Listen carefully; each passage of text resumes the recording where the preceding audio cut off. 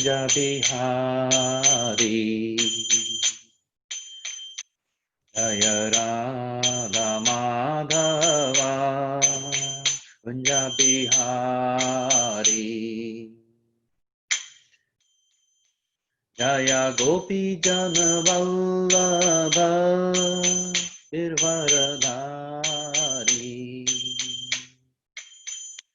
जय गोपी जन वल्लभ गिरवरधारी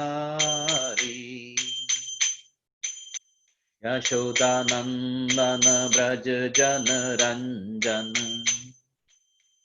यशोदानंदन ब्रज जन रंजन यमुना तीरा बनचारी जय राधा माधवा कुंज बिहारी जय राधा माधवा कुंज बिहारी जय गोपी जन वल्लभ गिरवरधारी जय गोपी जन वल्लभ गिरवरधारी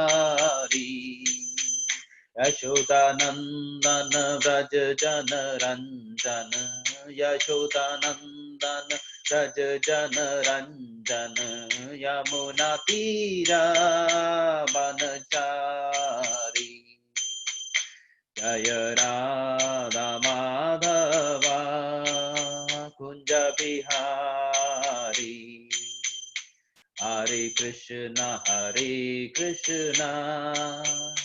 कृष्णा कृष्णा हरे हरे हरे राम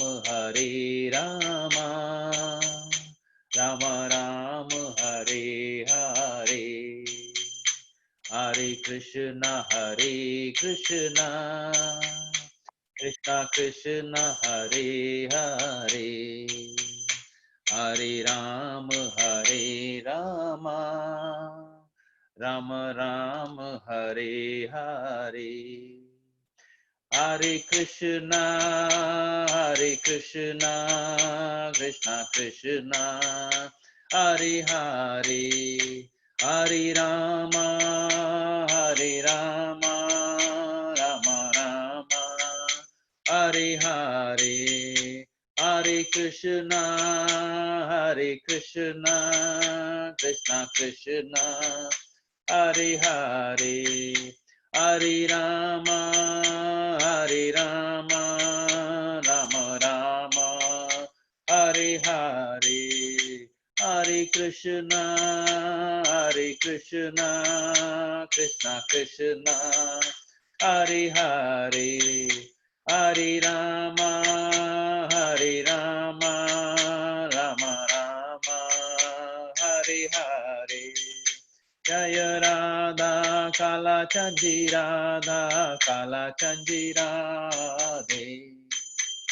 जय राधा काला चंदी राधे जय राधा गोविंद राधे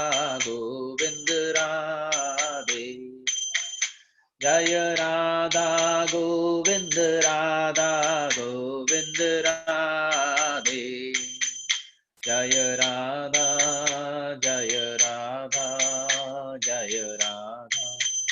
जय श्री राधे निताय गौरा हरि बोल निताय गौरा हरि बोल हरि बोल हरि बोल हरि बोल हरि बोल हरि बोल हरि बोल हरि बोल हरि बोल और प्रेमानंदे हरि हरि बोल हरे कृष्णा थैंक यू प्रभु जी। हरे कृष्णा। आप सब भक्तों का हम हमारे साप्ताहिक भक्ति गीता हिंदी भगवत गीता कार्यक्रम में वेलकम करते हैं। आज के हमारे वक्ता श्रीमान प्रेमचंद्र प्रभु जी हैं। प्रभु जी परम पूजनीय राधानाथ स्वामी महाराज जी के शिष्य हैं।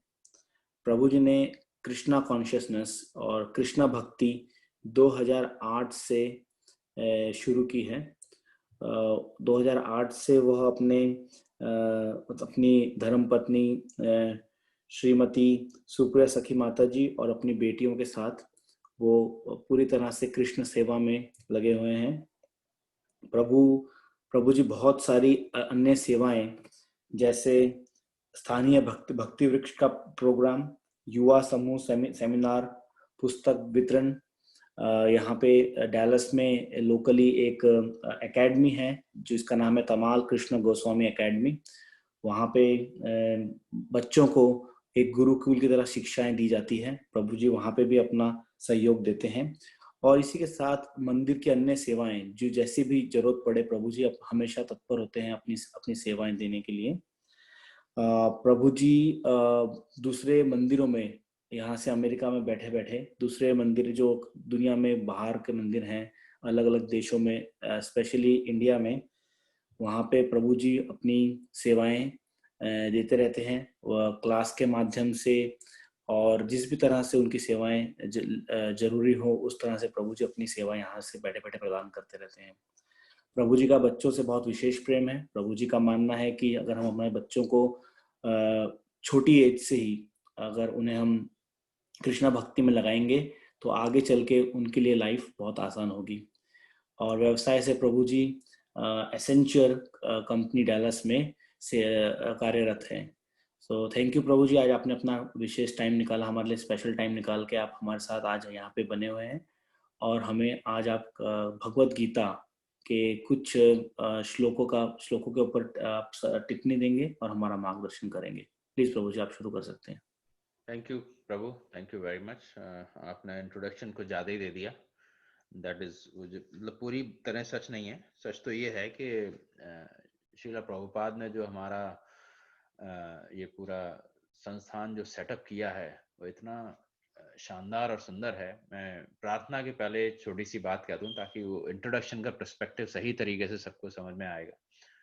मैं एक्सेंचर में काम करता हूं जैसा प्रभु जी ने बोला, और हमारी कंपनी में करीब 5 लाख लोग हैं पूरे विश्व में।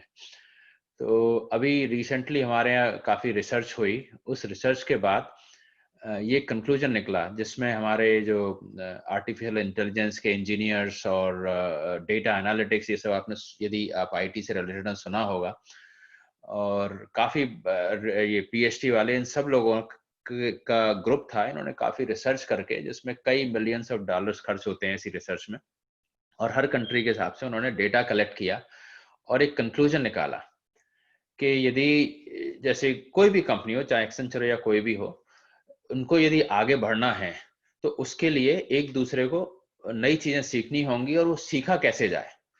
तो उस रिसर्च के बाद हम लोगों के साथ उन्होंने शेयर किया कि 2 चीजें उन्होंने कंक्लूड करी कि सीखने के लिए एक तो एसोसिएशन बहुत इंपॉर्टेंट है कंपनी में उन लोगों के साथ, और दूसरा दूसरों को सिखाना इंपॉर्टेंट है। तो मैंने ये इसलिए हाईलाइट किया कि इतने मिलियंस ऑफ डॉलर्स खर्च करने के बाद उन्होंने ये कंक्लूजन निकाला। यदि वो भगवत गीता पढ़ लेते तो श्रीला प्रभुपाद ने तो ये जब अमेरिका आए थे उसके पहले ही ये बता दिया था कि किसी डिवोटी को आगे बढ़ने के लिए 2 चीजें बहुत इंपॉर्टेंट है। 4 चीजें बोली थी, ABCD जिसको बोलते हैं। उसमें से A फॉर एसोसिएशन, के भक्तों का संग, और दूसरा यदि हमको अपनी आध्यात्मिक उन्नति करनी है तो उसमें हमको यदि सच में समझना है तो उसके लिए हम दूसरों को यदि बताएंगे तब हमारी समझ में आएगा। तो जैसा प्रभु जी ने इंट्रोडक्शन में कहा कि रियली ये सेवा दूसरों की नहीं, अपनी खुद की कर रहे हैं, इन द सेंस दैट कि जब जब हमको क्लास की तैयारी करनी होती है या कोई कहीं से कोई हमें अपॉर्चुनिटी देता है कि भाई आप हमारे यहाँ प्रोग्राम करिए, तो ये हमारे उत्थान के लिए, हमारे ऊपर बढ़ने के लिए है आध्यात्मिक उन्नति से। और दूसरा भगवान श्री कृष्ण कंक्लूजन में, जब हम कंक्लूजन देखें भगवत गीता का, तो यही कहते हैं कि सबसे प्रिय मुझे वही है जो इस भगवत गीता का पाठ दूसरों को बताए। He is the most loving person, वो मेरा सबसे प्रिय डिवोटी है। तो श्रीला प्रभुपाद ने जो सिस्टम सेट किया है हमारा, जैसे भक्ति वृक्ष है, या अब हम ये नई टेक्नोलॉजी यूज कर रहे हैं, या ये जो सिस्टम पूरा सेट किया है वो इतना सुंदर है कि बिना जाने उन्होंने इस सिस्टम में बड़ी सरलता के साथ हमको भगवान कृष्ण का एक उनका बहुत ही प्रिय भक्त बनने का प्रोसेस बड़ी ही सरलता से सेट कर दिया है कि आप दूसरों को बताओ और आप भगवान के प्रिय हो जाओगे। बहुत ही सिंपल प्रोसेस है ये। सो इसलिए ये जो अपॉर्चुनिटी है ये पर्सनली तो मैं इसलिए लेता हूँ कि मेरे सीखने के लिए है। और सो बहुत बहुत धन्यवाद इस क्लास के लिए। और इस टाइम संडे की शाम को सब लोग लॉग इन होते हैं, बहुत मुश्किल होता है इतने सारे काम छोड़ के। तो आप सब लोगों का बहुत बहुत धन्यवाद। भगवान कृष्ण सभी से अत्यंत प्रसन्न होंगे जैसा प्रभुपाद जी एक्सप्लेन करते हैं। तो इसके साथ ही मैं थोड़ा प्रेयर शुरू करके फिर हम क्लास शुरू करेंगे। तो मैं स्क्रीन भी शेयर कर सकता हूं ताकि यदि आप लोग बोलना चाहें तो आप भी साथ में बोल सकते हैं। ओम अज्ञानतिमिरान्धस्य ज्ञानाञ्जनशलाकया चक्षुरुन्मिलितं येन तस्मै श्रीगुरुवे नमः। श्रीचैतन्यमनोभीष्टं स्थापितं येन भूतले स्वयं रूपः कदा मह्यं ददातिं स्वपदान्तिकम्। वन्देऽहं श्रीगुरुं श्रीयुतपदकमलं श्रीगुरुं वैष्णवांश्च श्रीरूपां साग्रजातं सगणा रघुनाथान्वितं तं सजीवं साद्वैतं सावधूतं परिजनसहितं कृष्णचैतन्यदेवं श्रीराधाकृष्णपादान् सहगणा ललिता विशाखान्वितांश्च श्रीकृष्ण करुणा सिंधु दीनबंधु जगतपते गोपेश गोपिका कांत राधा कांत नमोस्तुते। तप्त कांचन गौरांगी राधे वृंदावनेश्वरी वृषभानुसुते देवी प्रणमामि हरिप्रिये। वाञ्छाकल्पतरुभ्यश्च कृपा सिन्धुभ्यैव च पतितानां पावनेभ्यो वैष्णवेभ्यो नमो नमः। श्रीकृष्ण चैतन्य प्रभु नित्यानंद श्री अद्वैता गदाधर श्रीवासादि गौर भक्तवृंद। हरे कृष्णा कृष्णा कृष्णा हरे हरे हरे राम राम राम हरे हरे। हरे कृष्णा कृष्णा कृष्णा हरे हरे हरे राम राम राम हरे हरे। हरे कृष्णा कृष्णा कृष्णा हरे हरे हरे राम राम हरे हरे। आज हम अध्याय 1 से श्लोक संख्या 21 और 22 से शुरू करेंगे। मैं उसको ऊपर लेके आता हूँ यहाँ आपके स्क्रीन पे, तो आप लोग भी देख सकते हैं। या मैं एक काम करता हूँ, दूसरा स्क्रीन शेयर करता हूँ, सॉरी। ओके, सो जो सेटिंग है इस समय, जो हमने पिछले क्लास में प्रभु जी ने हमको बताया था, उन्होंने हनुमान जी की भी काफी अच्छी सुंदर चर्चा करी थी कि रथ मध्य में युद्ध में सब लोग इकट्ठे हो चुके हैं और अर्जुन और कृष्ण का वार्तालाप चल रहा है और युद्ध में मतलब कोई अब शंका नहीं रही थी। तो जो नेक्स्ट उसका जो वर्णन है वो शुरू होता है जब अर्जुन उनसे रिक्वेस्ट करते हैं। तो मैं इसको पढ़ूंगा आप सब लोगों के साथ। तो आप सब लोग भी पढ़ सकते हैं, म्यूट पे पढ़ना चाहें म्यूट पे पढ़ें। सेनयोर्भय अर्जुन उवाच सेनयोर्भयोर्मध्ये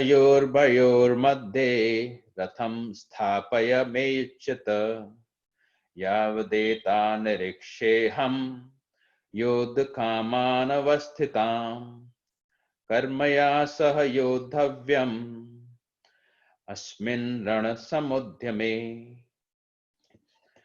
अर्जुन उवाच, अर्जुन ने कहा, सेनयो सेनाओं के, उभयो दोनों, मध्य बीच में, रथम रथ को, स्थापय कृपया खड़ा करें, मैं मेरे अच्युत हे अच्युत, यावत तब तक, एतान इन सब, निरीक्षे देख सकूं, अहम मैं, योद्ध कामान युद्ध की इच्छा रखने वालों में को, अवस्थिताम युद्ध भूमि में एकत्र, कै किन किन में, मया मेरे द्वारा, सह एक साथ, योद्धवयम युद्ध किया जाता है, अस्मिन इस, रण संघर्ष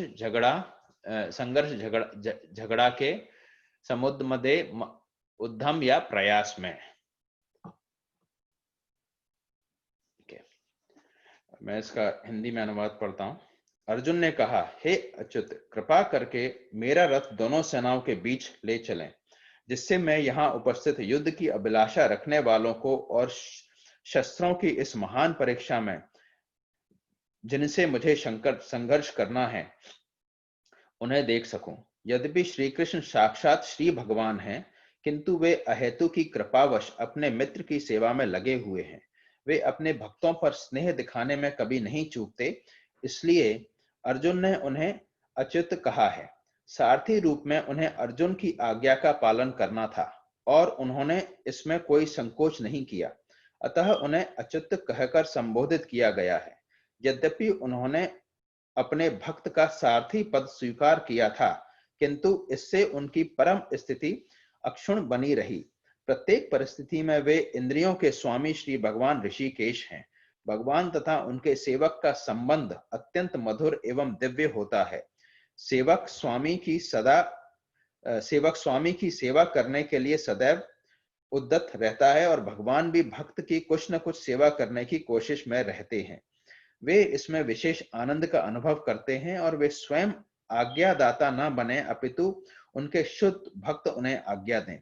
चूंकि वे स्वामी हैं, अतः सभी लोग उनके आज्ञा पालक हैं और उनके ऊपर उनको आज्ञा देने वाला कोई नहीं है।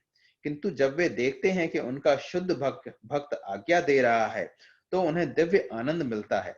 और यद्यपि वे समस्त परिस्थितियों में अच्युत रहने वाले हैं, भगवान का शुद्ध भक्त होने के कारण अर्जुन को अपने बंधु बांधवों में युद्ध करने की तनिक भी इच्छा न थी, किंतु दुर्योधन द्वारा शांतिपूर्ण समझौता न करके हठ धर्मिता पर उतारू होने के कारण उसे युद्ध भूमि में आना पड़ा। अतः वह यह जानने के लिए अत्यंत उत्सुक था कि युद्ध भूमि में कौन कौन से अग्रणी व्यक्ति उपस्थित हैं। यद्यपि युद्ध भूमि में शांति प्रयासों का कोई प्रश्न नहीं उठता, तो भी वह उन्हें फिर से देखना चाह रहा था और यह देखना चाह रहा था कि वे इस अवांछित युद्ध पर किस हद तक तुले हुए हैं। मैं इसके साथ थोड़े से श्लोक और पढ़ूंगा और फिर हम इस पर थोड़ा चर्चा करेंगे, क्योंकि ये जो पूरी सेटिंग है, पूरा जो सीन है, वो अर्जुन के रथ मध्य में ले जाने की इच्छा के साथ और कौन कौन खड़े हैं, उसका क्या महत्व है, एक बार श्लोक पढ़ लेंगे तो फिर हम उस पर एक साथ चर्चा कर सकते हैं। तो मैं अब इसका अर्थ और भावार्थ पढ़ूंगा। श्लोक नंबर 23। मुझे उन लोगों को देखने दीजिए जो यहाँ पर धृतराष्ट्र के दुर्बुद्धि पुत्र दुर्योधन को प्रसन्न करने की इच्छा से लड़ने के लिए आए हुए हैं। यह सर्वविदित था कि दुर्योधन अपने पिता धृतराष्ट्र की साठगांठ से पापपूर्ण योजनाएं बनाकर पांडवों के राज्य को हड़पना चाहता था। अतः जिन समस्त लोगों ने दुर्योधन का पक्ष ग्रहण किया था, वे उसी के समान धर्मा रहे होंगे। अर्जुन युद्ध आरंभ होने के पूर्व यह तो जान ही लेना चाहता था कि कौन कौन से लोग आए हुए हैं, किंतु उसके समक्ष समझौते का प्रस्ताव रखने की उसकी कोई योजना नहीं थी। उनके समक्ष यह भी तथ्य था कि वह उनकी शक्ति का, जिसका उसे सामना करना था, अनुमान लगाने की दृष्टि से उन्हें देखना चाह रहा था। यद्यपि उसे उसकी विजय का विश्वास था, क्योंकि कृष्ण उसकी बगल में विराजमान थे। संजय उवाच एव मुक्तो सॉरी। संजय उवाच एव मुक्तो ऋषिकेशो गुडाकेशेन भारतः सेनयोरुभयोर्मध्ये स्थापित्वा रथोत्तमम्। संजय ने कहा, ये श्लोक नंबर 24। संजय ने कहा, हे भरतवंशी अर्जुन द्वारा इस प्रकार संबोधित किए जाने पर भगवान कृष्ण ने दोनों दलों के बीच में उस उत्तम रथ को लाकर खड़ा कर दिया। इस श्लोक में अर्जुन को गुडाकेश कहा गया है। गुडाकेश का अर्थ है नींद, और जो नींद को जीत लेता है वह गुडाकेश है। नींद का अर्थ अज्ञान भी है। अतः अर्जुन ने कृष्ण की मित्रता के कारण नींद तथा अज्ञान दोनों पर विजय प्राप्त कर ली थी। कृष्ण के भक्त के रूप में वह कृष्ण को क्षण भर भी नहीं भुला पाया, क्योंकि भक्त का स्वभाव ही ऐसा होता है। यहां तक कि चलते तथा सोते हुए भी कृष्ण के नाम, रूप, गुणों तथा लीलाओं के चिंतन से भक्त कभी मुक्त नहीं रह सकता। अतः कृष्ण का भक्त उनका निरंतर चिंतन करते हुए नींद तथा अज्ञान दोनों को जीत सकता है। इसी को कृष्ण भावनामृत या समाधि कहते हैं। प्रत्येक जीव की इंद्रियां तथा मन के निर्देशक अर्थात ऋषिकेश के रूप में कृष्ण अर्जुन के मंतव्य को समझ गए और उन दोनों सेनाओं के मध्य में रथ को खड़ा करवाना चाहता है। अतः उन्होंने वैसा ही किया और फिर इस प्रकार बोले। श्रीमद् भगवत गीता में श्री कृष्ण भगवान पहला श्लोक ये बोलते हैं जो अब हम सुनने जा रहे हैं। भीष्म द्रोण प्रमुखतः सर्वेषां च महेक्षिताम् उवाच पार्थ पश्चेतान् संवेतान् कुरुन इति। भीष्म, द्रोण और विश्व भर के अन्य समस्त राजाओं के सामने, क्षमा चाहता हूं, 25वां श्लोक आपके स्क्रीन पर है। भीष्म, द्रोण तथा विश्व भर के अन्य समस्त राजाओं के सामने भगवान ने कहा कि हे पार्थ, यहां पर एकत्र सारे कुरुओं को देखो। समस्त जीवों के परमात्मा स्वरूप भगवान कृष्ण यह जानते थे कि अर्जुन के मन में क्या बीत रहा है। इस प्रसंग में ऋषिकेश शब्द का प्रयोग सूचित करता है कि वे सब कुछ जानते थे। इसी प्रकार पार्थ शब्द अर्थात प्रथा या कुंती पुत्र भी अर्जुन के लिए प्रयुक्त होने के कारण महत्वपूर्ण है। मित्र के रूप में वे अर्जुन को बता देना चाहते थे कि चूंकि अर्जुन उनके पिता वसुदेव की बहन प्रथा का पुत्र था, इसलिए उन्होंने अर्जुन का सारथी बनना स्वीकार किया था। किंतु जब उन्होंने अर्जुन से कुरुओं को देखो कहा तो इसका क्या अभिप्राय था? क्या अर्जुन वहीं पर रुककर युद्ध करना नहीं चाहता था? कृष्ण को अपनी बुआ प्रथा के पुत्र से कभी भी ऐसी आशा नहीं थी। इस प्रकार से कृष्ण ने अपने मित्र की मन स्थिति की पूर्व सूचना परिहासवश की है। 26वां श्लोक, इसके बाद हम व्याख्या में जाएंगे, क्योंकि ये पूरी सेटिंग है, इसलिए मैं चाहता था कि हम ये एक साथ पढ़ लें। इसका मीनिंग पढ़ता हूं मैं। अर्जुन ने वहां पर दोनों पक्षों की सेनाओं के मध्य में अपने चाचा ताऊ, पितामहों, गुरुओं, मामाओं, भाइयों, पुत्रों, पौत्रों, मित्रों, ससुरों और शुभ चिंतकों को भी देखा। तात्पर्य, अर्जुन युद्ध भूमि में अपने सभी संबंधियों को देख सका। वह अपने पिता के समकालीन भूरिश्रवा जैसे व्यक्तियों, भीष्म, सोमदत्त जैसे पितामहों, द्रोणाचार्य और कृपाचार्य जैसे गुरुओं, शल्य तथा शकुनी जैसे मामाओं, दुर्योधन जैसे भाइयों, लक्ष्मण जैसे पुत्रों, अश्वत्थामा जैसे मित्रों एवं कृतवर्मा जैसे शुभ चिंतकों को देख सका। वह उन सेनाओं को भी देख सका जिनमें उसके अनेक मित्र थे। ओम नमो भगवते वासुदेवाय। ओम नमो भगवते वासुदेवाय। ओम नमो भगवते वासुदेवाय। तो श्रील प्रभुपाद ने 21 और 22 श्लोक में जो व्याख्यान दिया है, उसमें यदि हम सेटिंग की दृष्टि से देखें, उस समय जो चल रहा था महाभारत युद्ध में, उसकी दृष्टि से देखें तो ये सामान्य सी बात है कि जो एक लीडर होता है फौज का या जनरल होता है, कोई भी युद्ध हो या कोई युद्ध के अलावा कोई भी ऐसा बड़ा प्रोजेक्ट हो, तो वो जाके स्थिति का स्थिति और परिस्थिति को देखना चाहता है कि भाई कैसा है, क्या है, जैसा मैंने सोचा था वैसा है कि नहीं, क्या चल रहा है, कौन कौन उस युद्ध में लड़ने आया है। तो एक सामान्य सी बात लगती है कि मैं मेरे रथ को दोनों के बीच में ले चलो, और इस अभिलाषा से मैं मुझे ये देखना है कि मैं किससे संघर्ष करना चाहता हूँ। लेकिन जब हम उसके डिटेल में जाते हैं, उसके उसके सार को समझने की कोशिश करते हैं, जैसे श्रील प्रभुपाद ने यहाँ समझाया है कि यद्यपि श्री भगवान साक्षात भगवान हैं, किंतु वे अहेतु की कृपावश अपने मित्र की सेवा में लगे हुए हैं।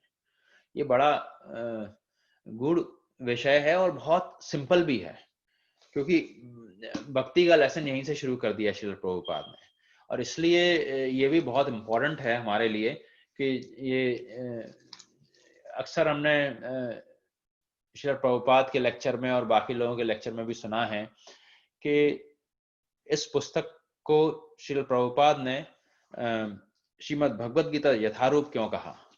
और वो यथारूप इसीलिए कहा कि वो जो उसका ट्रांसलेशन है, जो तात्पर्य लिखा है श्रील प्रभुपाद ने, वो यथारूप ही है। उसका अर्थ ये है कि आज हमारे समाज में कई तरह के लोग हैं। कुछ लोग जो अपने इंटेलेक्ट के बेसिस पे, अपने ज्ञान के बेसिस पे, जैसे हम देखते हैं ना कि हमारे यहाँ पीएचडीज होते हैं, प्रोफेसर्स होते हैं, और कुछ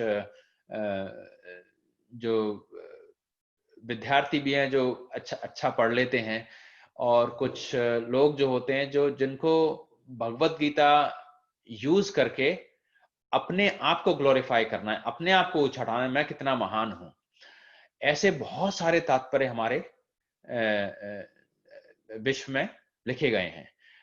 वेस्टर्न राइटर्स ने भी लिखे हैं और भारत में भी लिखे गए हैं, और इसमें कई बड़े बड़े लोग भी हैं जिन्होंने, मेरे लिए ये कहना तो गलत बात है कि जिन्होंने समझने में भूल कर दी, लेकिन मैं प्रभुपाद जी के तात्पर्य के बेसिस पे कह रहा हूं, जो वो कहते हैं कि कितनी भगवत गीता पढ़ के, बिकॉज भगवत गीता पढ़ने का और समझने का मेन पर्पस, जो कंक्लूजन है 18वें अध्याय में, और जो इस श्लोक में भी है, वो ये है कि पहली लाइन में ही लिखा है उन्होंने कि यद्यपि श्री कृष्ण साक्षात भगवान है, किंतु वे अहेतु की कृपावश अपने मित्र की सेवा में लगे हुए हैं। भगवान अपने मित्र की सेवा में लगे हुए हैं, और उसमें मित्र का क्या रोल है, भगवान का क्या रोल है, ये कैसे होता है, वो प्रोसेस क्या है, और वो क्यों करना चाहिए, इस सब का पूरा आंसर उनके सारे भावार्थ में और रेफरेंसेस के साथ, दूसरे अपने जो पूरे शास्त्र हैं के साथ प्रॉपरली दिया हुआ है।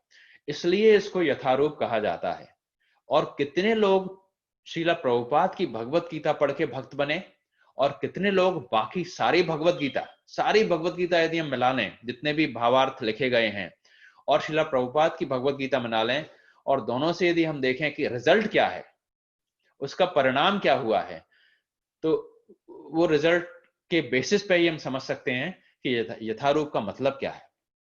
आज हमारे विश्व के कोने कोने में और ऐसी ऐसी जगह, ऐसी ऐसी लैंग्वेज में ट्रांसलेशन है जो कभी सोचा भी नहीं जा सकता था।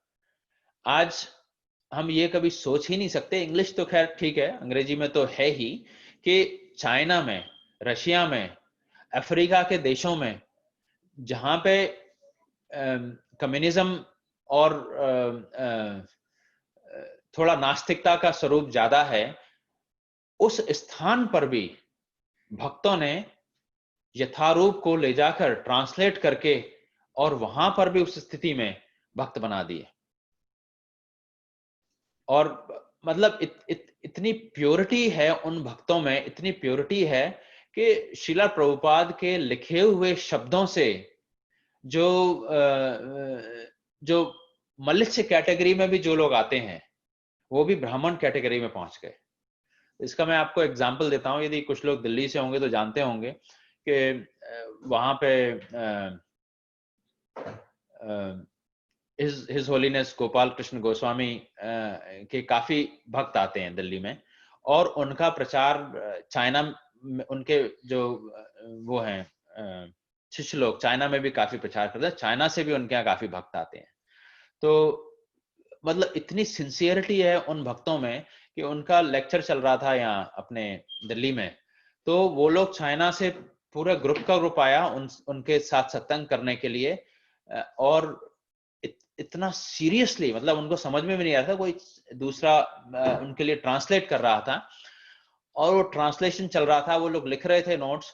उसके बाद जब अपना पूरा ये खत्म समाप्त हुआ उनका लेक्चर और प्रोग्राम, तो जैसे संडे प्रोग्राम के बाद लेक्चर खत्म हुआ तो फर्स्ट थिंग, पहली चीज क्या होती है, फीस्ट किधर है, संडे फीस्ट, और फटाफट भागते हैं। तो सारे अपने ज्यादातर देसी भक्त, मतलब इन अ गुड सेंस, इस गुड स्पिरिट कि चलो अब प्रसाद के लिए जाते हैं फटाफट, और सब प्रसाद पहुंच गए। और ये चाइनीज भक्त वो बाहर पार्क में बैठ गए मंदिर के, गोला बना के, और जितने भी नोट्स लिए थे उन्होंने उन सबको वापस गोले में बैठ के उसके ऊपर चिंतन कर रहे थे, और जो समझ में नहीं आया वो समझने की कोशिश कर रहे थे।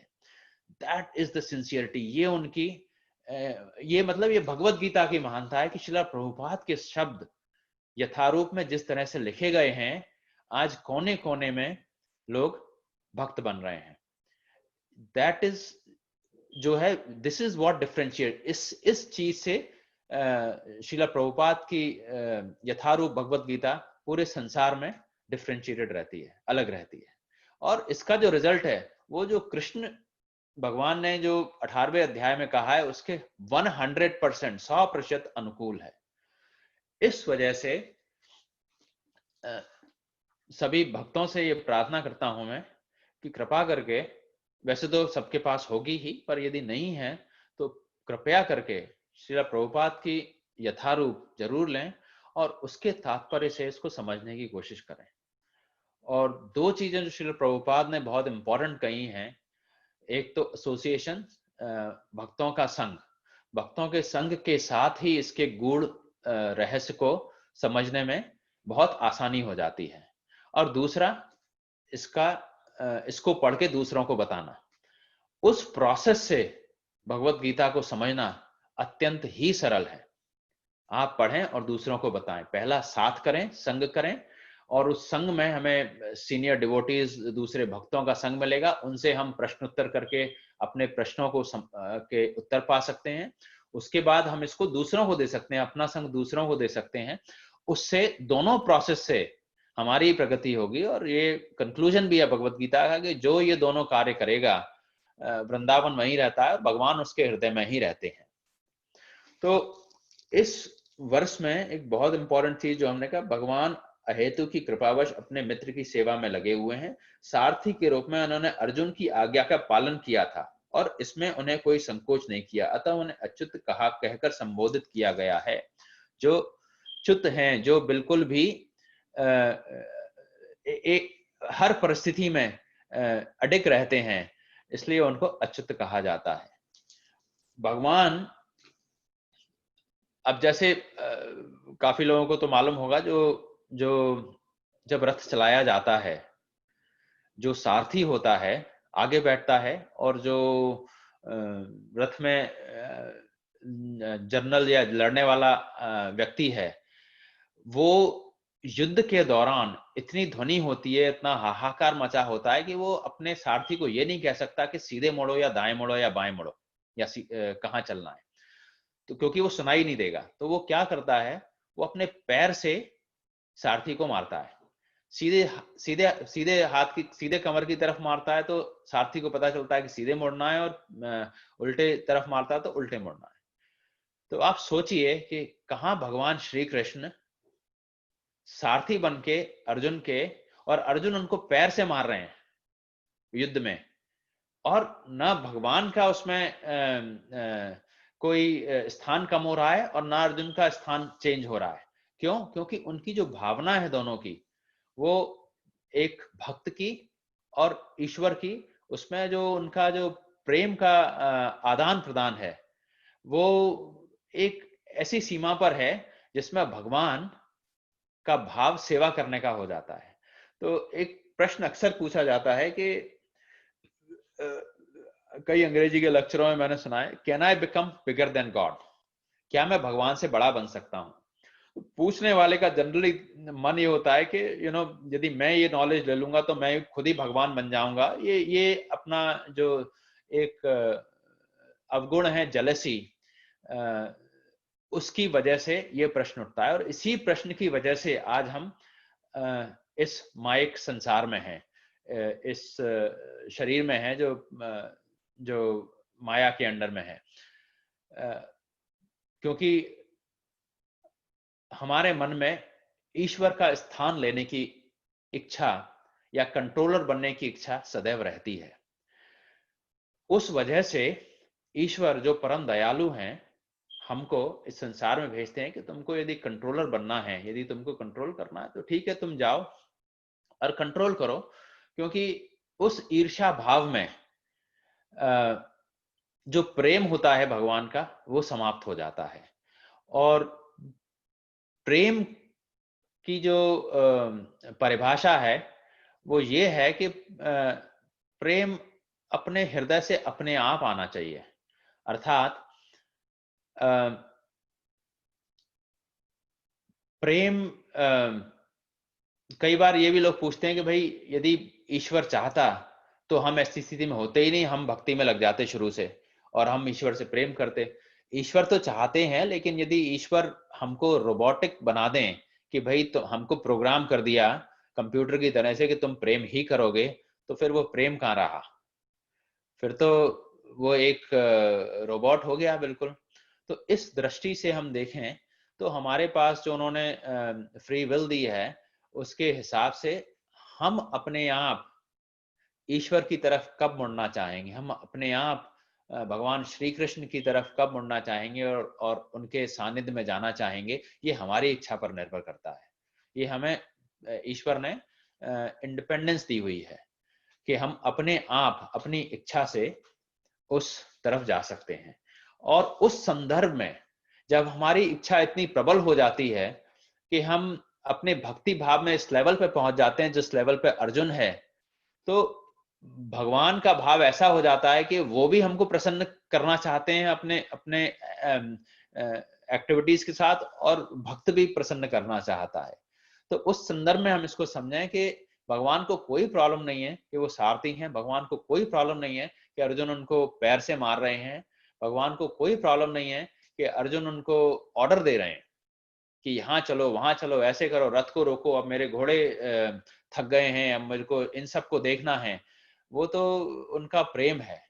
और उस प्रेम के संदर्भ में जब हम चैप्टर बाय चैप्टर जाते हैं, धीरे धीरे समझते हैं, तो ये सब क्लैरिटी पूरी हो जाती है कि कैसे हम उस लेवल पे अपनी जो हमारी कृष्णा कॉन्शियस प्रोसेस है, कृष्ण भावनामृत का जो प्रोसेस है, उसको फॉलो करके हम जा सकते हैं। उन्होंने बहुत ही सिंप्लीफाई कर दिया है।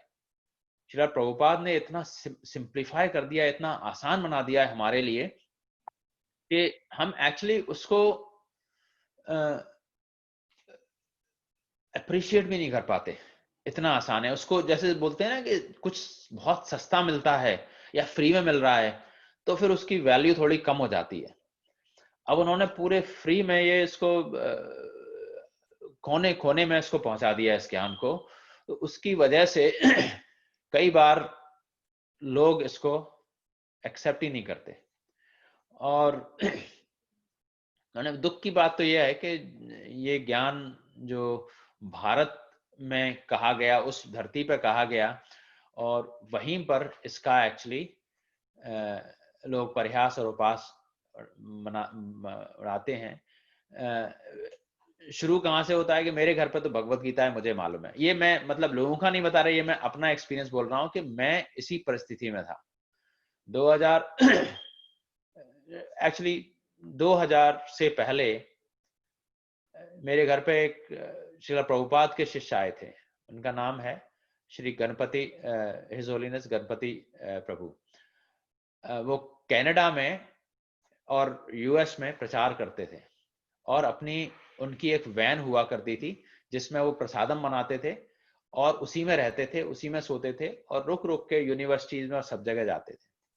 तो वो किसी ने उनको कांटेक्ट कराया, उनके सत्संग में हम गए और वो हमारे घर पे आए। मैं तब एरिज़ोना फीनिक्स में रहता था और उनका संग मिला। वो उन्होंने अपनी वैन हमारे घर के बाहर खड़ी करी और 3 दिन रुके और रोज प्रसाद बना के हमारे घर के अंदर लेके आते। घर में नहीं रुके, घर के बाहर उन्होंने कनेक्शन ले लिया था और आके हमसे चर्चा करते थे, हमको प्रसाद खिलाते थे उल्टा। और मेरा क्या रीड था, अरे मेरे घर में देखिए आप कितनी सारी किताबें रखी हैं। और मैं सोचा अरे मैं तो इंडिया से हूँ, मुझे तो सब मालूम है, कभी पढ़ी नहीं थी मैंने गीता, लेकिन मैं ग्वालियर का हूँ, तो हमारे घर में बहुत सारी भगवत गीता रखी थी, श्रील प्रभुपाद की भी और दूसरे भावार्थों। तो एक वो भारतीय होने का और वो ऐसा कल्चर होने का एक जो अवगुण आ गया था, वो ये था कि ये तो अमेरिकन है, इनको क्या मालूम, ठीक है ये कर रहे हैं, इनको तो हिंदी भी नहीं आती ठीक से। तो इस टाइप की भावना जो थी वो बड़ी प्रबल थी। इसके बाद भी उनकी कृपा देखिए यार, ये भक्तों की बड़ी कृपा होती है, जिनकी कृपा की वजह से हम लोग ऊपर उठ सकते हैं बड़ी आसानी से। वो फिर भी रोज आते थे, फिर भी रोज हलवा बना के लाते थे हमारे लिए, फिर भी बोलते थे अपने दोस्तों को बुलाओ थोड़ी चर्चा करेंगे, फिर भी हमारी बात सुनते थे, फिर भी हमको कोशिश करते। 3 दिन रहे वो हमारे साथ इस एनवायरनमेंट में और फिर वो प्रचार के लिए चले गए। उसके बाद उनके जाने के 1 डेढ़ महीने बाद फिर हमने कहा चलो ढूंढते हैं यहाँ पे मंदिर कहाँ है। पता चला एरिज़ोना में एक मंदिर था, वहां हम कनेक्ट हुए।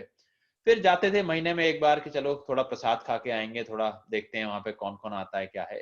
इस तरह से थोड़ा सा शुरू हुआ। घर में माहौल जरूर था हमारे यहाँ भारत में, लेकिन मेरा उसमें कोई रुझान झुकाव नहीं था। उसके बाद जब हम डैलस आए तब थोड़ा सा इसमें रुचि बढ़ी। फिर श्रील प्रभुपाद की किताबें पढ़ना शुरू किया। बिल्कुल समझ में नहीं आती थी, बहुत मुश्किल होती थी। मैं हिंदी में पढ़ता था, इंग्लिश में पढ़ता था, कोशिश करता था, बट नहीं समझ में आया। फिर मैं और भी कई जगह गया, मैं इसमें चिन्मय आश्रम में गया, फिर एक और संस्थान है यहाँ पे, उसमें भी गया, ये जगत गुरु परिषद। कई जगह में जाना शुरू किया और साथ साथ में सैटरडे संडे सब जगह सत्संग। फिर हमारे यहाँ भक्ति वृक्ष शुरू हुआ हमारे एरिया में, और उसमें भी फिर जाना शुरू किया। सब जगह जाके सब जगह क्वेश्चंस पूछना शुरू किया। लेकिन इंटरेस्टिंगली मैं ये स्टोरी इसलिए सुना रहा हूँ कि ये श्लोक से और हम सब लोगों से के लिए बहुत ही इंपॉर्टेंट है कि श्रील प्रभुपाद का जो प्रोसेस सेटअप है उसको ग्लोरीफाई कर रहा हूं मैं। वो कितना इंपॉर्टेंट है, कितना आसान और कितना अच्छा है, जो किसी को भी ऊपर ले सकता है। तो उस दौरान इस प्रोसेस में क्वेश्चन आते थे, प्रश्न होते थे। मैं जब दूसरे संस्थान में जाके पूछता था तो थोड़ा सा एक रिजर्वेशन था कि भाई तुम इतना ही पूछो, इसके आगे मत पूछो, और इस प्रश्न का कोई जवाब नहीं है, तुम समझ नहीं सकते। इस टाइप के जब आंसर मिलने लगे तो फिर थोड़ा सा डिसअपॉइंटमेंट हुआ कि अब क्या करो। और उसी दौरान मैंने ये भक्ति वृक्ष भी ज्वाइन किया था। जो आपको याद होगा हमारी पहली क्लास ली थी हिज ग्रेस बलराम प्रसाद प्रभु ने। उनके घर पर मैंने जाना शुरू किया। उनकी कृपा से वो भक्ति वृक्ष शुरू हुआ यहाँ पे। हमारे यहाँ एक बहुत अच्छे बहुत ही सीनियर प्रचारक है इस ग्रेस रसराज प्रभु, वो आते थे। तो ठीक है, उनके साथ प्रश्नोत्तर शुरू हुआ और करते करते जब सारे प्रश्नों के उत्तर मिल गए, फिर हमारे जो टेम्पल प्रेसिडेंट हैं उनके साथ कई बार संग करने को मिला। उनसे कई प्रश्नों के उत्तर मिले, ऐसे ऐसे प्रश्नों के उत्तर जो जनरली यदि पूछो तो लोगों को नाराजगी आ जाए। मतलब कि भाई इस्कॉन में ऐसा क्यों होता है, इस्कॉन में वैसा क्यों होता है, इस्कॉन में क्या बेईमान लोग भी हैं। जब आप इस तरह के प्रश्नों के उत्तर भी जब मिलने शुरू हो जाते हैं, तब समझ में आता है जो श्रील प्रभुपाद ने कहा कि एसोसिएशन ऑफ डिवोटीज, भक्तों का संग, और इसको पढ़ के, भगवत गीता को पढ़ के आप दूसरों को ज्ञान बांटें, इन दो चीजों से कैसे प्रोग्रेस होती है। क्योंकि जब एक ह्यूमिलिटी आती है, नहीं तो ये जो भक्त, बड़े बड़े भक्त हैं जिनका मुझे संग करने को मिला, इनको कोई रीजन नहीं था कि रात को 12-12 बजे तक मेरे साथ और मेरे जैसे लोगों के साथ बैठकर आंसर कर। लेकिन उनमें एक कंपैशन था, एक प्रेम था, एक दया का भाव था कि हर व्यक्ति को श्री कृष्ण से जुड़ने का एक एक अपॉर्चुनिटी मिलनी चाहिए। हर एक को अधिकार है श्री कृष्ण से जुड़ने का, और अल्टीमेटली सब जुड़ेंगे, इसमें कोई शक नहीं। श्रील प्रभुपाद ने कहा है कि सारे जीव अल्टीमेटली भगवान से वापस जुड़ेंगे, लेकिन श्रील प्रभुपाद ने इस ग्रंथ के माध्यम से हमको एक निमित्त बनने की एक अपॉर्चुनिटी दी है, और उससे हमको क्या फायदा होगा? उससे हमारी प्रोग्रेस बहुत जल्दी होगी। इसलिए हमें डिवोटीज का संग करना चाहिए, एसोसिएशन करना चाहिए, और हमें ये पढ़ना चाहिए। जब हम दूसरा पॉइंट इसी के माध्यम से कि हर परिस्थिति में हमको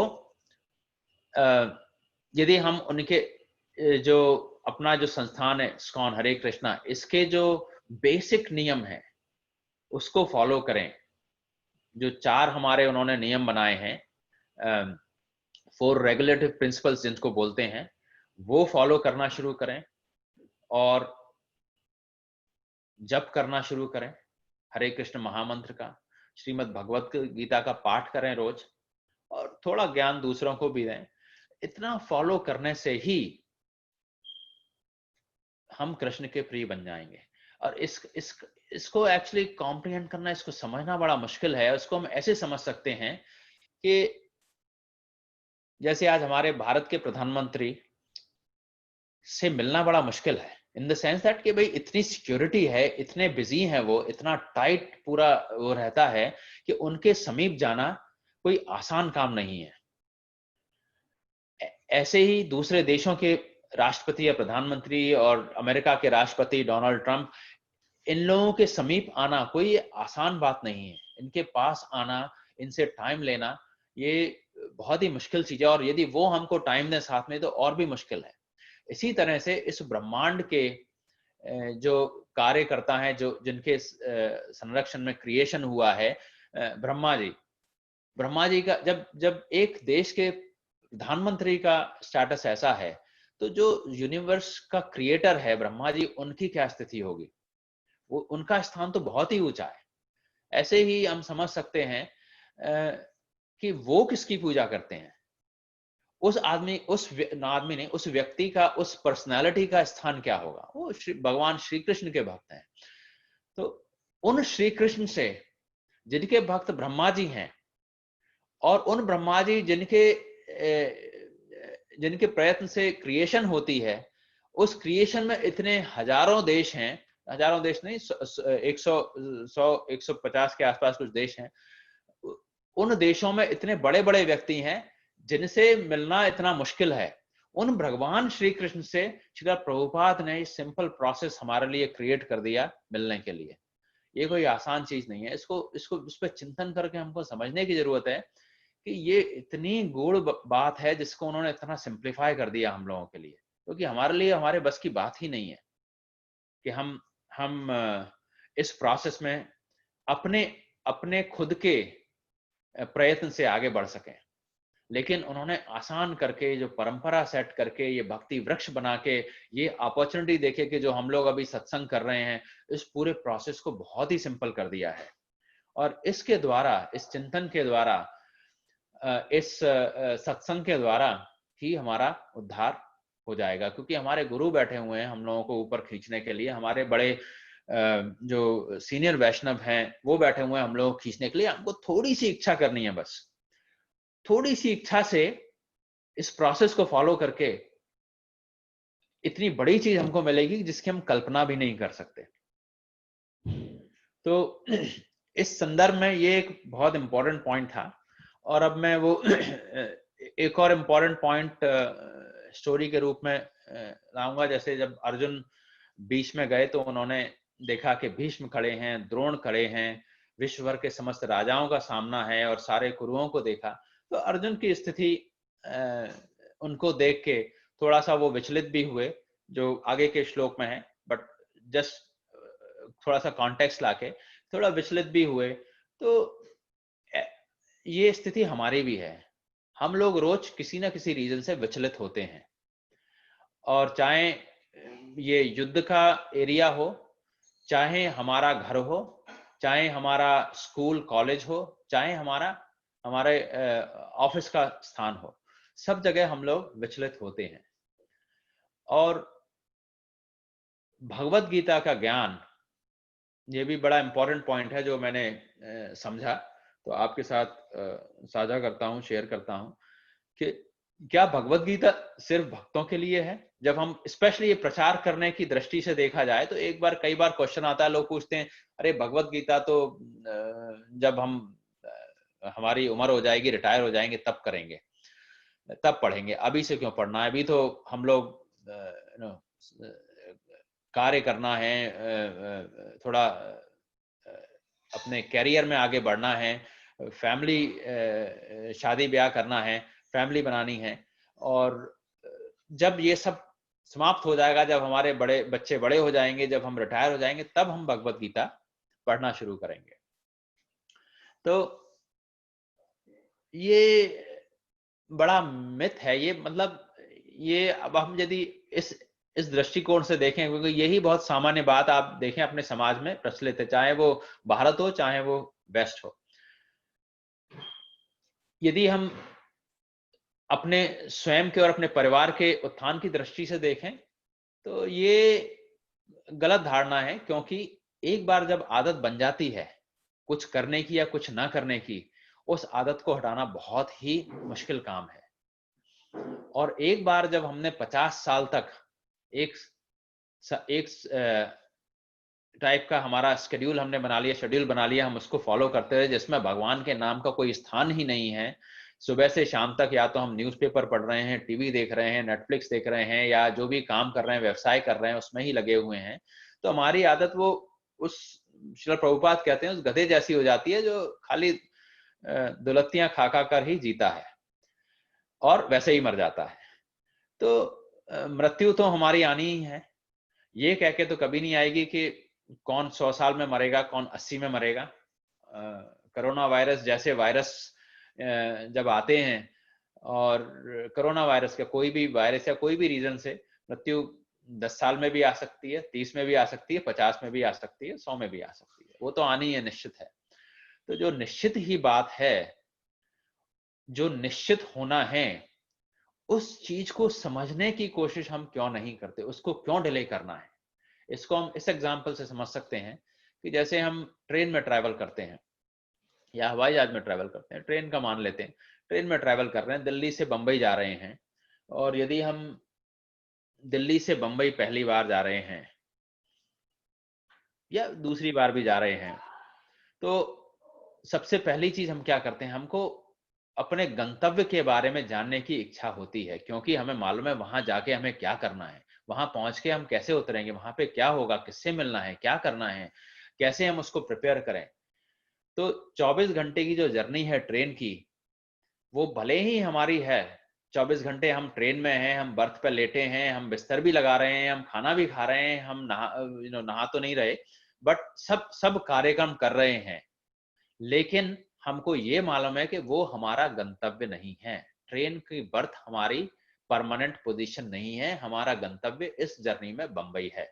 और इसका मतलब यह है कि मुंबई के बारे में हमें जानना जरूरी है, हम वहां उतरेंगे, कहाँ जाएंगे, क्या करेंगे। तो इसकी जो स्टडी है, इसकी जो नॉलेज है, वो हमको अपनी जर्नी के दौरान या जर्नी के पहले ही लेनी पड़ती है।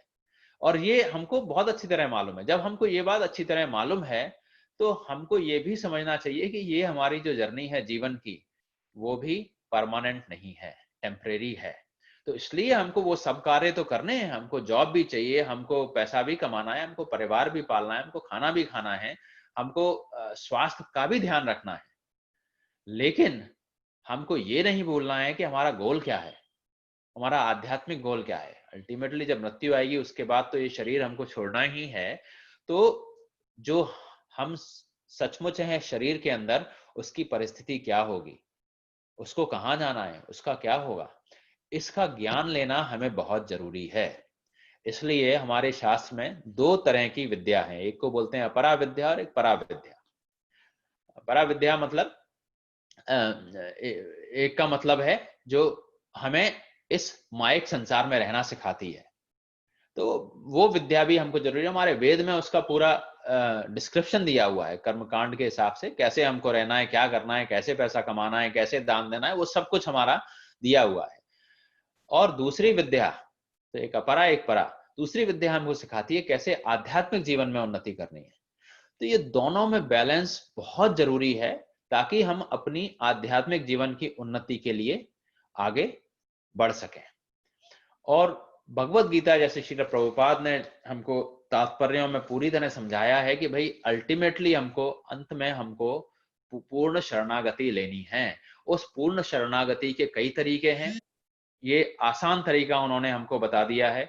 उस आसान तरीके से यदि हम उसको फॉलो करें तो हमारा कृष्ण भावनामृत में उत्तीर्ण होना, इसमें कोई शक की बात ही नहीं है, जैसा भगवान लास्ट में बोलते हैं। और अब इसको मैं एक स्टोरी के साथ, प्रभु मेरे पास 5 मिनट और हैं क्या?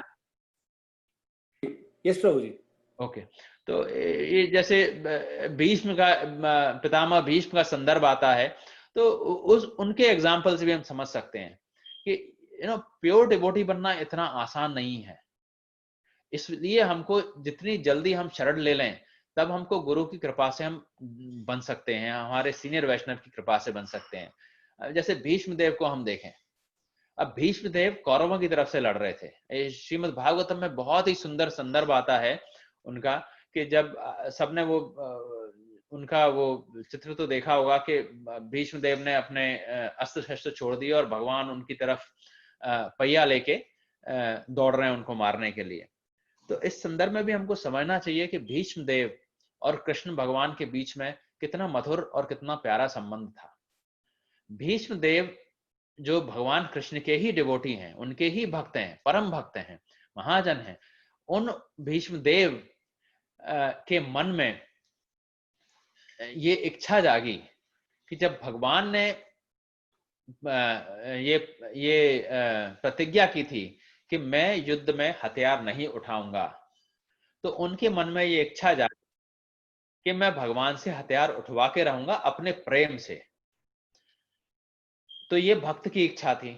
जब भगवान ने भक्त की इच्छा के बारे में जाना कि भीष्म पितामह की इच्छा है कि मैं उनकी तरफ एक हथियार उठाऊं, उसका मतलब हुआ कि मुझे अपनी प्रतिज्ञा तोड़नी पड़ेगी। उस प्रतिज्ञा तोड़ने का मतलब क्या है कि लोग क्रिटिसाइज करेंगे एक्चुअली भगवान को कि इतने बड़े बनते हैं, इन्होंने तो ये प्रतिज्ञा ली थी और इन्होंने अपना वचन तोड़ दिया अर्जुन की साइड लेने के लिए, अर्जुन को जितवाने के लिए।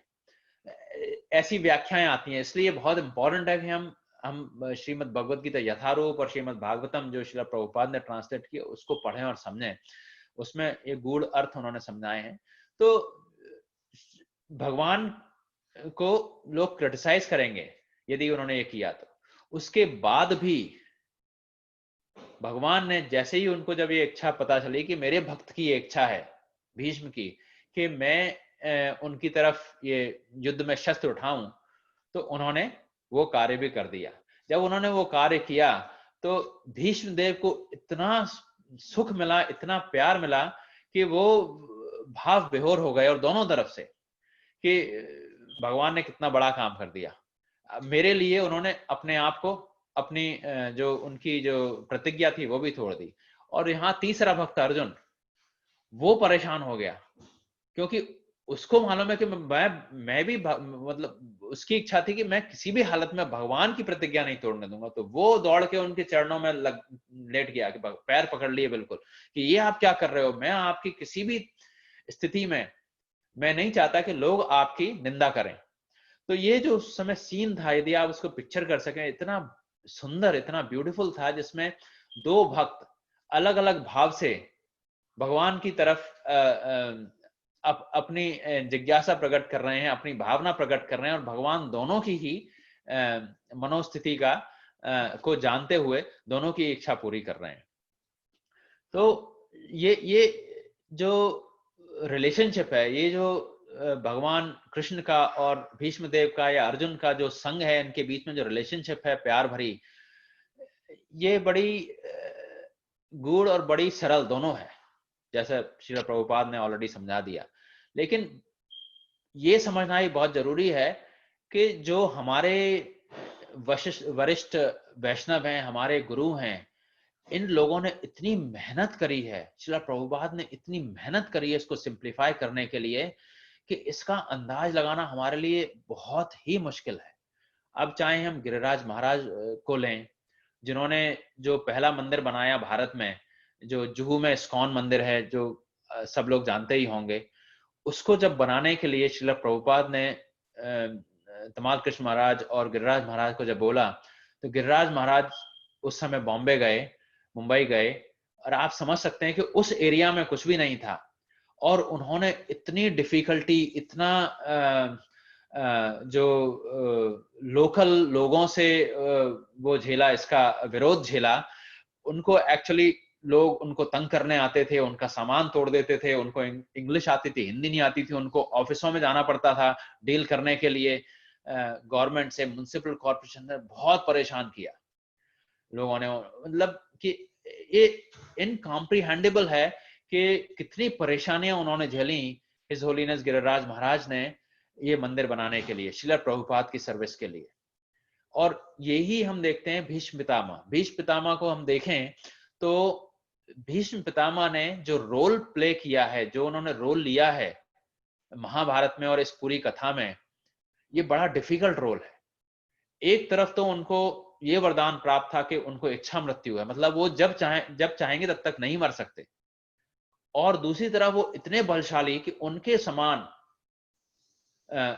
युद्ध कला में कोई था ही नहीं। मतलब कि दुर्योधन की जीत तो निश्चित ही थी उस हिसाब से देखा जाए तो, कि जिस आर्मी का जनरल कभी मर नहीं सकता यदि उसकी इच्छा ना हो तब तक, और उससे बड़ा कोई लड़ने वाला नहीं है अस्त्र शस्त्र विद्या में।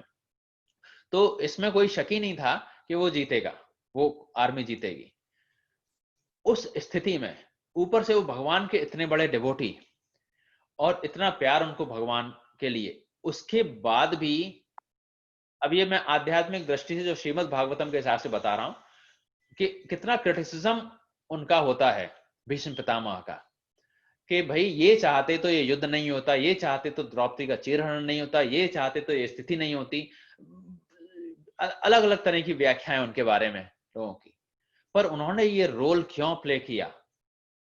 वो सब कुछ समाप्त कर सकते थे चाहते तो, टू ग्लोरीफाई कृष्णा, भगवान की इच्छा के लिए। उन्होंने हिस्ट्री के हिसाब से देखा जाए तो उनको क्रिटिसाइज ही किया पूरी महाभारत के टाइम पे, और अभी भी लोग क्रिटिसाइज करते हैं। वो भी झेलने को वो तैयार रहे, किस लिए? टू प्लीज श्री कृष्ण, श्री कृष्ण की प्रसन्नता के लिए, उनकी भक्ति में उन्होंने ये रोल प्ले खेलने को तैयार रहे, क्योंकि ये प्रूव करने के लिए कि जो भगवान कृष्ण के साथ नहीं है, वो चाहे कितना भी पावरफुल हो, चाहे उसके पास इच्छा मृत्यु का वरदान हो, उसका नाश होता है। इस प्रूव को पॉइंट करने के लिए भीष्म पितामह ने ये रोल प्ले किया पूरी महाभारत में। लेकिन भगवान कृष्ण और उनके बीच का जो संबंध था वो अत्यंत ही प्रेम का था, और वो ही इसमें दर्शाया गया है अपने इस युद्ध के दौरान। और श्रीमद् भागवतम यदि आप देखेंगे तो उसमें आपको बहुत ही सुंदर इस दृष्टांत का वर्णन मिलेगा।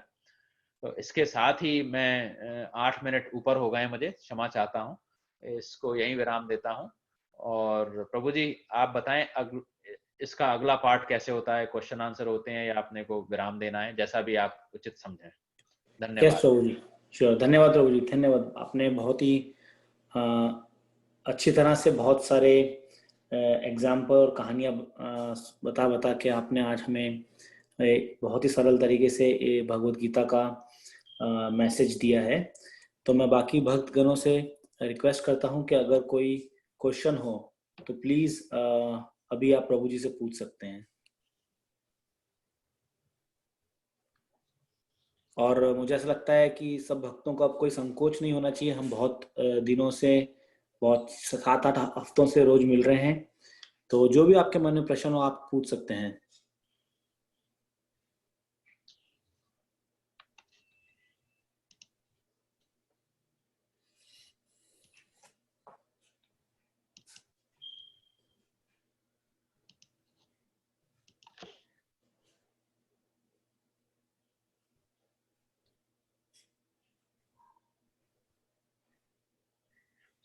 कोई प्रश्न नहीं है शायद। सब सुनने वालों का बहुत बहुत धन्यवाद। इतना टाइम दिया आपने संडे शाम को, 1.25 घंटा पूरा। इसके लिए आप सब लोगों का बहुत बहुत अभिनंदन। और इस रिक्वेस्ट के साथ कि आप लोगों की कृपा से जो आज का वार्ता जो हमने संपन्न करी है, इससे हम सभी लोग श्रीला प्रभुपाद के शब्दों से इसके द्वारा हम प्रेरणा ले सकते हैं और यथारूप का अध्ययन करें और रोज करें इसका, क्योंकि इसमें हमको अपने जन्म मृत्यु जरा व्याधि का जो ज्ञान मिलेगा वो आजकल के स्कूलों में कहीं नहीं है। आजकल के स्कूलों में ये कहीं नहीं सिखाया जाता कैसे हम अपने परिवार में जो हम रोल प्ले करते हैं, चाहे वो माता का हो, चाहे पिता का हो, चाहे भाई बहन पत्नी हस्बैंड जिसका भी हो, इसकी कहीं कोई आजकल शिक्षा नहीं दी जाती। इस वजह से आजकल इतने कलह उत्पन्न हो गए हैं कि बहुत मुश्किल हो गया है आजकल फैमिलीज को एक साथ रहना। आप इसका अध्ययन करें, इससे हमारी डे टू डे जो दिनचर्या और रोज का जो हमारे जो परेशानियां हैं उसके आंसर भी मिलेंगे आपको, और फाइनल गंतव्य तो मिलेगा ही मिलेगा। रोज डे टू डे अपने जीवन दिनचर्या को चलाने की भी हम सब लोगों को शक्ति मिलेगी। धन्यवाद। धन्यवाद प्रभु जी, थैंक यू सो मच। आज आपने भी अपना संडे के दिन सुबह सुबह टाइम निकाला हम सबके लिए, बहुत बहुत धन्यवाद आपका। राजशेखर प्रभु, आप कुछ बोलना चाहेंगे?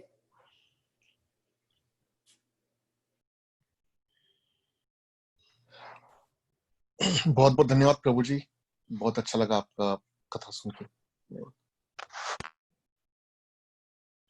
Thank you Prabhu.